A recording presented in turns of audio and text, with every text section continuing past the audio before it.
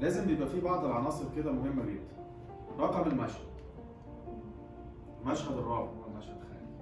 وهنا بقى بنتكلم على موضوع الكروما. اكيد انتوا بصيتوا على الكروما الخضراء، وهنشرح بقى الكروما الخضراء دي بتبقى وظيفتها ايه والوانها ايه والكلام ده كله. يعني انت لما تيجي تقرا وتحفظ تبقى فاهم ما تتوهش، ممكن تبقى بازل.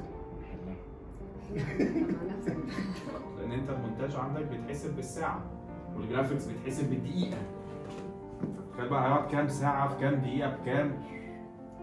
فلا، كروما بنشتغل عليها، افصل يا باشا الاخضر اللي في الكادر كله خلاص، وبيبقى الموضوع سهل جدا. محتاج بس ان محدش يلبس اخضر فيه.